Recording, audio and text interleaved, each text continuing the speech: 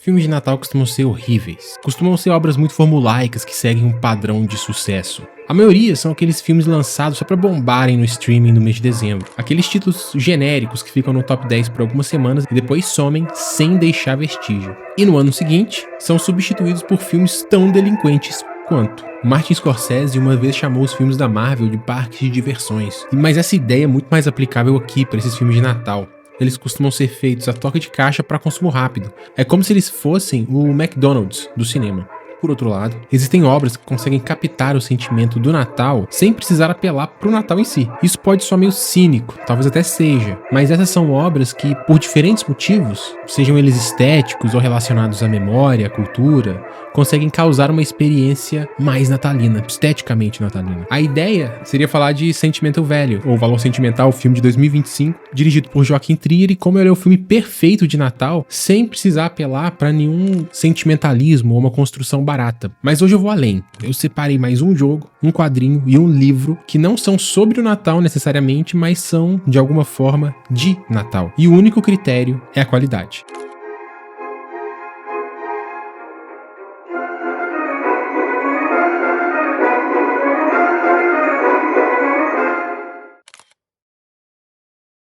Na primeira cena, Trier entrelaça a linguagem audiovisual com a linguagem literária para apresentar justamente uma casa. Essa casa foi onde a história da família Borg aconteceu. O filme é focado principalmente em 4 personagens: o pai, Gustavo Borg, as 2 irmãs, Nora e Agnes Borg, e uma atriz renomada de cinema chamada Rachel Camp. A narração da primeira cena é sobre Nora, discutivelmente a personagem principal do filme. Nessa cena, uma narradora que é tipicamente literária apresenta a redação escrita por Nora na escola, em que ela fala de sua casa, mas não de uma maneira normal.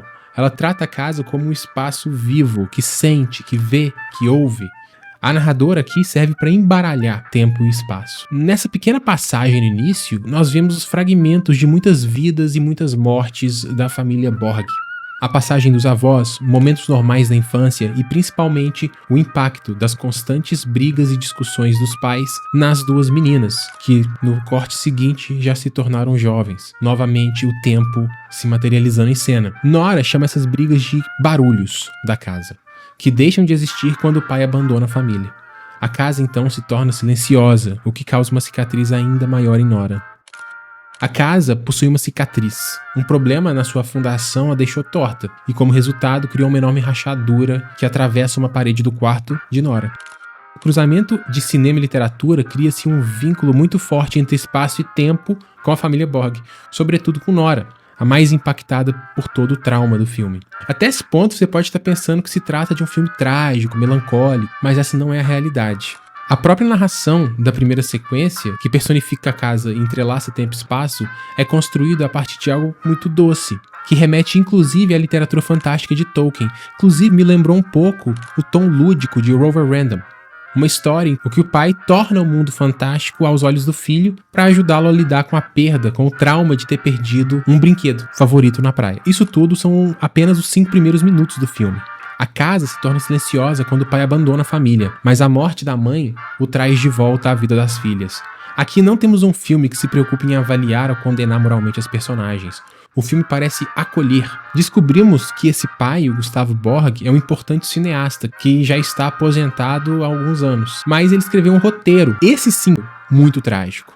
O personagem principal do seu novo filme foi pensada especificamente para Nora. Nora, depois do abandono paterno, se tornou uma atriz de teatro, e Gustavo Borg odeia teatro. Então a gente tem outro ponto de conflito entre essas 2 figuras. Ele retorna e convida Nora a participar do novo filme, mas as cicatrizes causadas ainda na infância e na adolescência a impedem de aceitar esse papel. No decorrer do filme é possível entender perfeitamente a singularidade de cada uma dessas personagens, o que faz com que as concordâncias ou discordâncias passem por um segundo plano. Trier consegue desarmar o público e ele faz a gente torcer para que de alguma forma as coisas deem certo no final. Há um constante retorno a essa casa. O roteiro de Gustavo é supostamente sobre sua mãe, que teve um final de vida muito trágico. Mas ele pode também ser sobre Nora, o que explicaria esse desejo dele de que ela fosse a protagonista. A casa se transforma com o passar do filme, assim como as relações de todas as personagens. Há um movimento constante de aproximação e distanciamento entre Nora e Gustav, o que representa a complexidade desse relacionamento, construído com base no barulho e no silêncio. Mas é a Agnes que mais me chama a atenção. A filha mais nova de Gustav não parece possuir os mesmos traumas que deixaram cicatrizes irreparáveis em Nora. A irmã mais velha serviu como um escudo para proteger a mais nova. Ela possui uma família e uma vida aparentemente mais estável do que a de Nora. Mas se a gente observa as relações do filme pela perspectiva dela, da Agnes, é como se criasse um efeito Rashomon forçado no filme. Rashomon é um filme de Akira Kurosawa, em que há um assassinato e 4 pontos de vista. Cada um desses pontos de vista é, às vezes, complementar, mas muitas vezes contraditório em relação um ao outro, criando um efeito em que a verdade ela é fragmentada, incerta, e que essa história pode conter diferentes ângulos e diferentes enfoques. Toda essa história do roteiro e dos traumas são ressignificados quando observados por Agnes, que aparece marginalizada no filme e na história da família. Agnes foi atriz mirim em um filme do pai, e nesse momento ela teve as experiências mais felizes da vida dela. O problema é que depois da finalização do filme, restou apenas mágoa e aquele mesmo silêncio, que mais tarde se tornaria ainda mais intenso. Fica parecendo no filme que a relação paterna de Gustav com as filhas funciona melhor quando mediada pela experiência artística dentro do set de filmagens. Gustav parece ser uma pessoa capaz de se expressar somente a partir do seu momento criativo. E isso tem tudo a ver com a narração literária e as relações dessas personagens. Há esse constante cruzamento narrativo em que a gente tem o cinema, a literatura e formas artísticas como mediadoras dessas relações familiares. Esses sujeitos são atravessados pelo espaço e pelo tempo. A casa onde tudo acontece é o espaço-tempo. Ela é a representação de um cronotopo, um cruzamento entre essas duas categorias. Esse é um termo que Mikhail Bakhtin, um estudioso da literatura e da linguagem, pegou emprestado da teoria da relatividade de Einstein para tratar da literatura. Simplificando aqui grosseiramente, ele representa a indissociabilidade do tempo e do espaço. Eles passam a ser visíveis na história. As relações dessas personagens se transformam e novas possibilidades se abrem para elas a partir de tudo que aconteceu na casa. No final, o filme de Gustav é feito em uma casa reproduzida em um estúdio. E uma pergunta fica: seria isso tudo artificial? Seria tudo motivado pelo desejo criativo desse artista? Ou existe um processo de cura que parte da realização desse filme com a filha? O que você acha disso? Valor Sentimental é um filme sobre relações familiares, sobre traumas e movimentos de cura. É uma história sobre a relação de pai e filha 2 vezes, sobre o artista e criação, sobre a relação entre irmãs, sobre o diretor e sua musa, sobre envelhecimento e sobre muitas outras questões que não cabem só em um texto. Mas pode ser também um filme de Natal, por todos esses motivos. É um filme em que pessoas se encontram em uma casa específica, em um tempo específico, para uma finalidade específica. Não é um filme trágico, apesar dos temas. É um filme confortável. Ele aceita que a vida é cheia dessas cicatrizes e, apesar delas, continua. Esse conforto é enfatizado principalmente pela mise-en-scène, que faz questão de apresentar os ambientes mais confortáveis que alguém poderia imaginar. Inclusive, eu nunca vi um filme que se parece tão confortável assim. O figurino é cheio de textura e todas as cenas em quartos, principalmente, passam a sensação de um ambiente muito convidativo. As camas estão sempre ali desarrumadas, mas não num estado de completa desordem.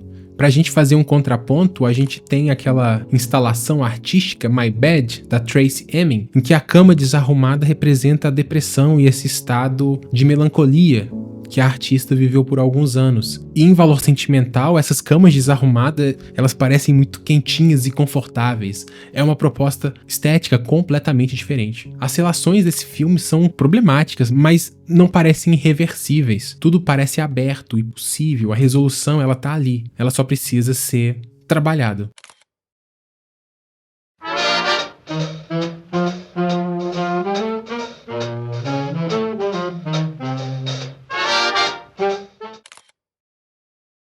O quadrinho Aqui, de Richard Maguire, também trabalha o espaço de uma maneira muito interessante. O conceito do quadrinho é tão único que poderia se tornar apenas um maneirismo vazio, mas isso não acontece.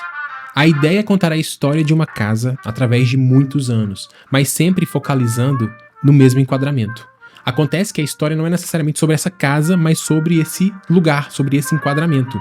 O aqui é, na maior parte das vezes, o canto de uma sala de estar, mas é também outras coisas, pois a narrativa vai desde a pré-história até os tempos modernos, mostrando o que aconteceu naquele espaço. A sacada mais legal é que a história é contada não de uma forma cronológica ou linear. O tempo é sobreposto.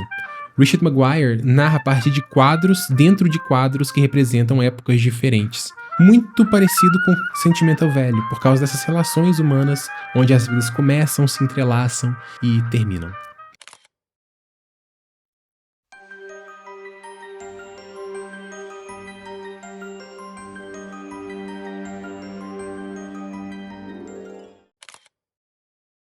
Aqui a coisa vai ficar um pouco mais subjetiva. Castlevania Symphony of the Night é, na minha opinião, um jogo de Natal. Primeiro porque o protagonista Alucard tá vestido de vermelho e parece Papai Noel. Mas isso não importa.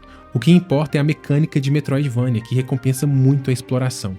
Para os mais jovens, o Castlevania Symphony of the Night pode ser o avô moral de Hollow Knight Silksong. Esse vai e vem, muito comum nesse tipo de jogos, é muito recompensador em Castlevania, porque na ida você vê uma passagem no teto, por exemplo, que ainda é inacessível, mas na volta você já tem um poder de, por exemplo, se tornar um morcego, e você consegue voar e entrar naquela passagem. Nessa dinâmica, o jogador vai reunindo diversas armas, que cada uma tem uma mecânica diferente, um poder especial e uma animação diferente num pixel art que é muito bonito. Por que Symphony of the Night seria de Natal? Porque esse sentimento de conseguir itens novos é o mesmo sentimento de abrir um presente debaixo de uma árvore, e são vários deles. E é um jogo feito em pixel art. Pixel art tem a ver com Natal, porque Natal tem a ver com nostalgia e pixel art também.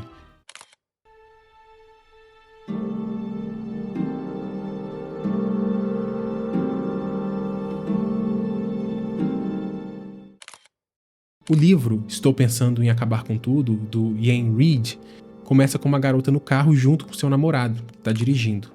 Eles estão indo visitar os pais dele, mas algo não tá certo desde o início. O livro é narrado pela moça e ela revela que tá pensando em acabar com tudo, se referindo ao relacionamento. Paralelo a isso, ela também tem recebido ligações muito esquisitas que não parecem fazer tanto sentido pro que tá acontecendo dentro do carro. Vai se criando um clima muito desconfortável nesse ambiente todo.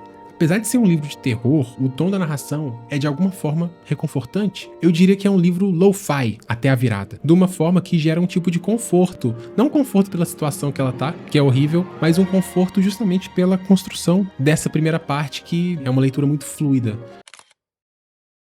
Tudo isso, essas indicações podem parecer subjetivas e são, mas isso parte de um problema que eu sempre tive com obras de Natal. Eu penso que, tirando algumas exceções, essas obras são feitas com data de validade. Elas só são assistidas no mês de dezembro e depois esquecidas para sempre. Há aquela velha piada de que Duro de Matar é o melhor filme de Natal. Eu até entendo a piada e concordo com o fato de que ele é um filme de Natal. Mas não porque ele é sobre o Natal, porque ele perdura.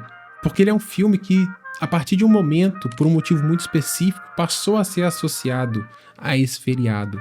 E no final das contas, vale muito mais um filme que subjetivamente passa um sentimento de Natal do que um filme qualquer desses caça-níqueis da Netflix lançados aos montes no final do ano. E o Gustavo Borg concordaria comigo.